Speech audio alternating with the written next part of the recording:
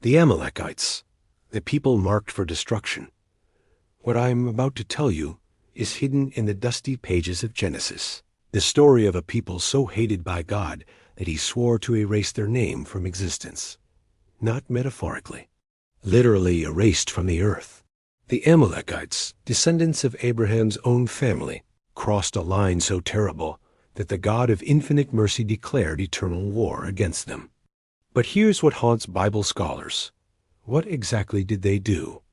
Why were they chosen for this unprecedented divine fury? The story begins with two brothers fighting even before they were born. Jacob and Esau struggled in Rebekah's womb. When the time came for delivery, Esau emerged first, covered in red hair. Jacob came right behind him, gripping Esau's heel. Esau grew into a skilled hunter, a lover of the open fields. But one day, returning from the field hungry and exhausted, he made a choice that would change history. Genesis 25 minutes and 29 seconds tells us, Jacob was cooking stew when Esau arrived and said, "Let me eat some of that red stew, for I am exhausted." Jacob saw an opportunity. "Sell me your birthright first." The birthright was everything. Double, portion of the inheritance, leadership of the family, the spiritual blessing. But Esau, thinking only of his immediate hunger, responded, "I am about to die. Of what use is a birthright to me?" He sold everything for a bowl of lentils and bread. Genesis concludes with a devastating assessment. Thus Esau despised his birthright.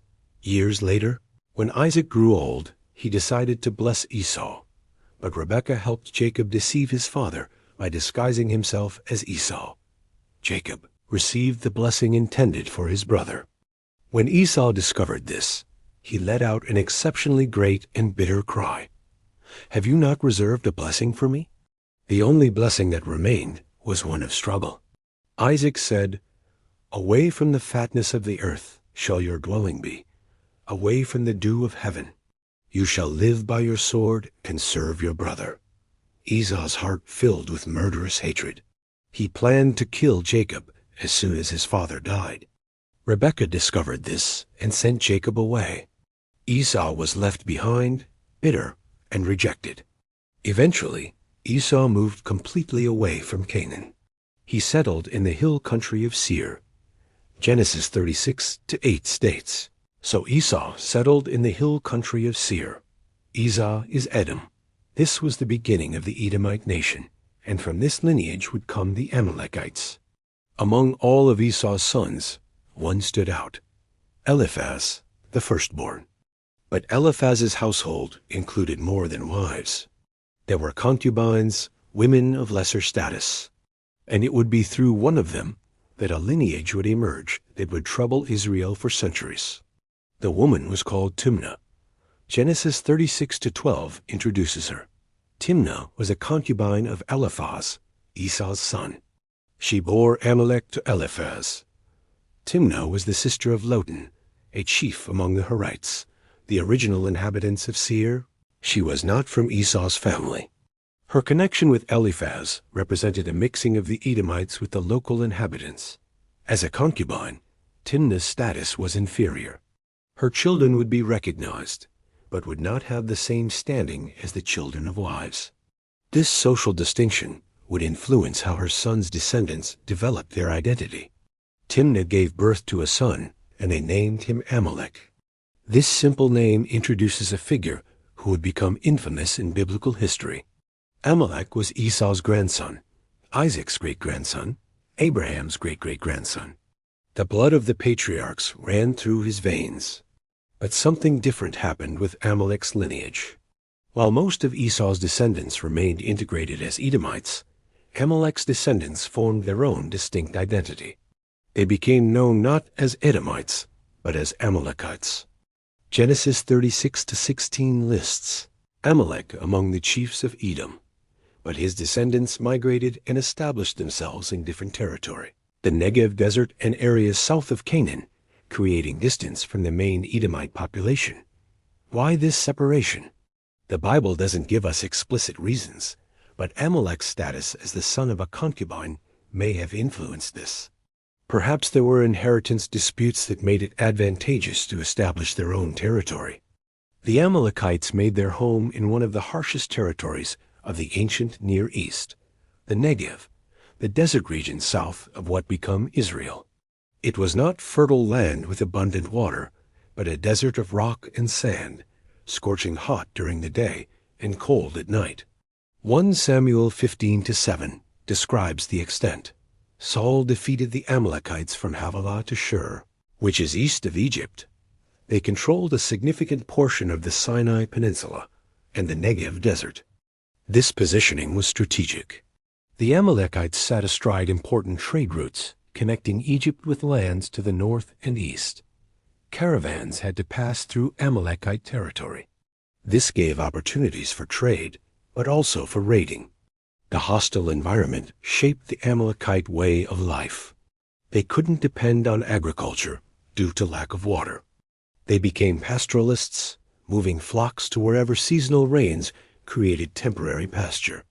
They lived in tents, always ready to move. This nomadic lifestyle made them hardy. They knew how to survive where others would perish. They could travel quickly across terrain that would slow down armies. Their knowledge of the desert was their greatest asset, allowing them to appear suddenly, strike, and disappear back into the wilderness. The Amalekites organized themselves as a confederation of tribes, each led by its own chief. They had no single capital or unified central government. This structure gave them advantages. They could coordinate for large attacks when necessary, but also operate independently. Later, they would have kings. 1 Samuel 15-8 mentions Agag, king of the Amalekites. But even with kings, the tribal structure remained important. Centuries after Amalek's birth, the Israelites had just experienced the most traumatic rescue in human history. They had witnessed 10 plagues devastate Egypt. They saw the Red Sea split open, walked on dry ground, and witnessed the Egyptian army drown. But freedom didn't mean ease. The wilderness between Egypt and Canaan was brutal. Exodus 15:22 describes, "They went 3 days in the wilderness and found no water. They traveled from place to place." Exodus 17:1, "They camped at Rephidim, but there was no water." Again, lack of water. The people complained. Moses cried out to God, who told him to strike the rock. Water gushed forth. This was Israel's condition at Rephidim. They were a massive group, about 600,000 men on foot, besides women and children. They were not an army. They were former slaves with no military training, no weapons, no battle formations. They had elderly who moved slowly, sick who struggled to keep up, mothers carrying babies, small children who tired on long marches. They were exhausted from constant travel. They had just dealt with the water crisis. Their faith was fragile. This was the moment the Amalekites chose to attack. The attack came without warning and without justification. Exodus 17-8. Then Amalek came and fought with Israel at Rephidim. There was no territorial dispute. Israel wasn't invading Amalekite land, but the Amalekites saw an opportunity. The method revealed the Amalekite character.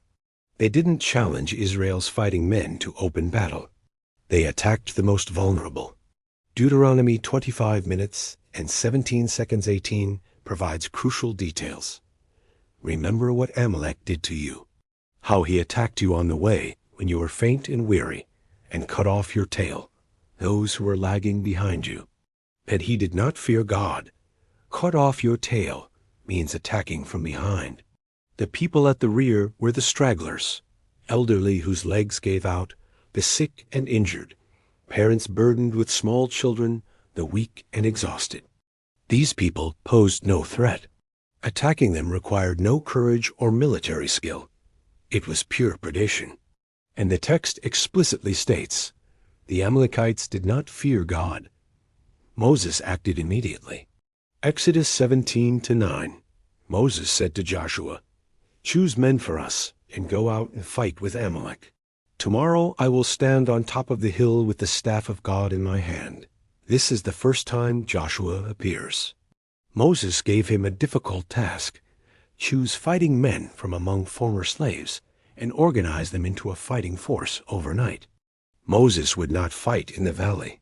He would stand on top of the hill with the staff of God, the same staff that became a serpent before Pharaoh, that parted the Red Sea, that struck the rock. It was a symbol of God's power working through Moses. The battle began at dawn. Joshua led the improvised Israelite fighters against desert raiders who grew up with weapons in their hands. Meanwhile, Moses climbed to the top of the hill with Aaron and Hur. Exodus 17-11. Whenever Moses held up his hand, Israel prevailed. Whenever he lowered his hand, Amalek prevailed. The connection was immediate and obvious. When Moses raised the staff toward heaven, the Israelites gained the advantage. When his arms grew tired and he lowered his hands, the Amalekites rallied. This was spiritual warfare made visible. The outcome didn't depend on military tactics or superior numbers. It depended on Moses' upraised hands connecting earth to heaven. As the hours passed, Moses faced a physical crisis. Exodus 17:12. But Moses' hands grew weary. Every time his hands dropped, Israelites died. But Moses was 80 years old. Holding his arms raised with a heavy staff for hours was physically impossible. The verse continues, "So they took a stone and put it under him, and he sat on it." Aaron and Hur held up his hands, one on one side and the other on the other side, so his hands were steady until the going down of the sun. These two men positioned themselves on either side of Moses and physically held his arms up. When Moses no longer had the strength to keep his hands raised, his brother and his companion became his strength. This image became one of the most powerful pictures of community in Scripture. Even Moses needed help, and Aaron and Hur didn't try to take over his role. They came alongside and made it possible for Moses to continue doing what only he could do. The verse says his hands remained steady until the sun went down. They stood there for hours without wavering. Exodus 17:13. And Joshua overwhelmed Amalek and his people with the edge of the sword. Total and crushing victory. After the battle, God spoke to Moses with a message that would echo through Israel's history. Exodus 17:14. Then the Lord said to Moses, "Write this as a memorial in a book and recite it in the ears of Joshua, that I will utterly blot out the memory of Amalek from under heaven." This wasn't just a comment on the day's battle. It was a divine decree about the future of an entire people. Writing it in a book meant permanent record. Reciting it to Joshua meant he needed to understand that this battle was not the end of the conflict. It was the beginning. The decree was absolute. I will utterly blot out the memory of Amalek, not just physical destruction, but erasure of their very memory, name, legacy. They would cease to exist as a people. Why such severe judgment? The answer lies in what they did. They attacked defenseless people without provocation. They showed no fear of God. They struck the weak and vulnerable, revealing a character devoid of mercy. Exodus 17:16. The Lord will have war with Amalek from generation to generation. Perpetual war until the decree was fulfilled. After receiving the decree, Moses built an altar. Exodus 17:15. Moses built an altar and called it, "The Lord is my banner." In Hebrew, Yahweh Nissi. Armies carried banners into battle, rallying points, symbols of identity. By naming the altar thus, Moses declared that Israel's true rallying point was not a military symbol, but God himself. Centuries passed. During the period of the Judges, the Amalekites reappeared as a major threat. Judges 6-3. For whenever the Israelites planted crops, the Midianites, Amalekites, and people of the east would come up against them. They had allied with the Midianites. Their strategy was brutally effective. They waited until harvest time when crops were ripe. Judges 6-4. They would encamp against them and devour the produce of the land. Leave no sustenance in Israel. This oppression lasted 7 years. Finally, they cried out to God, who prepared a deliverer named Gideon. God reduced Gideon's army from 32,000 to just 300 men. He gave an unusual plan. Each man would carry a torch, hidden in a clay jar, and a trumpet. They would surround the enemy camp at night, and at the signal break the jars, blow trumpets, and shout. Judges 7:21-22. Every man stood in his place around the camp, and all the army ran, cried out, and fled. When they blew the 300 trumpets, the Lord set every man's sword against his comrade. The vast army was defeated by 300 men with torches and trumpets. Generations later, under King Saul, the ancient decree still stood unfulfilled. The prophet Samuel came to Saul with a direct message. 1 Samuel 15:2-3. Thus says the Lord, I have noted what Amalek did to Israel. Now go and strike Amalek, and devote to destruction all that they have. Do not spare man or woman, child or infant, ox or sheep. The command was explicit. Saul mobilized a massive force of 210,000 men. The military victory was complete, but Saul didn't fully follow God's instructions. 1 Samuel 15:8-9. He took Agag, the king of the Amalekites, alive. Saul and the people spared Agag and the best of the sheep and cattle. God had said to spare no one, but Saul kept the king alive and saved valuable livestock. God's response was immediate. Verses 10-11. The word of the Lord came to Samuel. I regret that I have made Saul king, for he has turned back from following me. The next morning, Samuel found Saul. Verse 13. Saul said, Blessed be you to the Lord. I have performed the commandment of the Lord. Samuel challenged. Verse 14. What then is this bleating of sheep that I hear? Saul tried to justify himself, blaming the people and claiming religious motives. Samuel delivered one of Scripture's most important statements about obedience. 1 Samuel 15:22-23. Has the Lord as great delight in burnt offerings and sacrifices as in obeying the voice of the Lord? To obey is better than sacrifice. Because you have rejected the word of the Lord, he has also rejected you from being king. Religious activities cannot substitute for obedience. The judgment was final. Then Samuel addressed the unfinished business. 1 Samuel 15:32-33. Bring Agag here. And Agag came cheerfully. Samuel said, As your sword has made women childless, so shall your mother be childless. And Samuel hacked Agag to pieces. Years later, when David was fleeing from Saul and living in Ziklag, crisis struck. 1 Samuel 30:1-2. The Amalekites had raided the Negev and Ziklag. They had taken captive the women and all who were in it. They had taken everyone, including David's 2 wives. Verse 4. Then David and the people raised their voices and wept. David inquired of God and received permission to pursue. They found the Amalekite camp celebrating. Verses 16-17. They were spread abroad, eating and drinking and dancing. And David struck them down from twilight until the evening of the next day. Everything was recovered. The final biblical reference comes during King Hezekiah's reign. 1 Chronicles 4:42-43. 500 men of the Simeonites went to Mount Seir, and they defeated the remnant of the Amalekites who had escaped. A small expedition found the remnant of the Amalekites and struck them down. This brief mention seems to fulfill God's decree.